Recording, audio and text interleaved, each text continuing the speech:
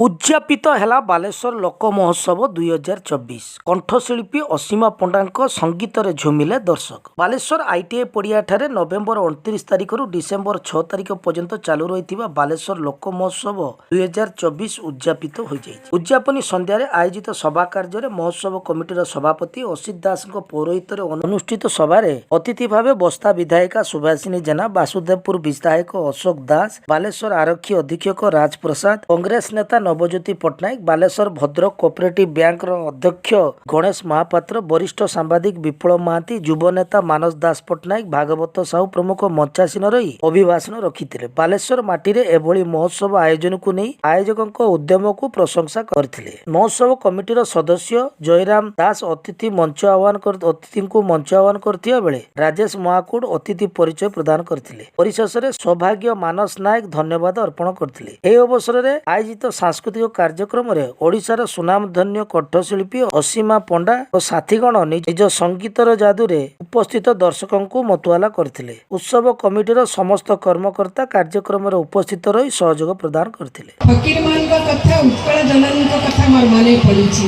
उत्कल जननी अछंती चाहि कर किछि कार्य लोकंक पाई पछ घुंचा देले कार्य साधने किबा प्रयोजने सही जीवने। सतरे ए कथा आमको से दिन फकीरमान चेतई देथिले कहिथिले और तार ज्वलंत दृष्टांत बा उदाहरण साजिचंती बालेश्वर लोक महोत्सव समस्त कर्मकर्ता।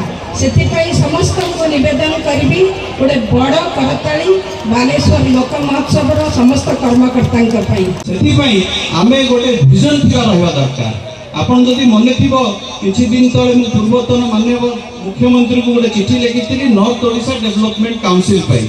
खुशीर कथा प्रेजेंट गवर्नमेंट से गोटे टास्क फोर्स करिसेंती। एठी हमर विधायक माने अछथि जो माने सेथरे गोटे गोटे मेंबर। मु आशा करिवि एही भलिया महोत्सव द्वारा एही युवा पीढ़ी माने आपण एही भलिया काम करंतु ताकि एमाने से आईडिया नै कि से टास्क फोर्स को केमति कार्यकारी करिवे, नॉर्थ ओडिशा डेवलपमेंट केमति होबो सेही लाइन रे से माने काम करके आगे बढ़ंतु। आज आमे एतिकी विश्वास रखिबा एही महोत्सव द्वारा सब युवा पीढ़ी को मु एतिकी अनुरोध करिवि आमे माने निजर भविष्य जदि आमर लंठनटा आम हाथ में रहिला आमे ताकू केतेबेले बंद करिवु केतेबेले चलेइवु आलुओ केमिति देखेइवु आगो भविष्य पाई सेटा आमे निश्चित भावे करि परिबा।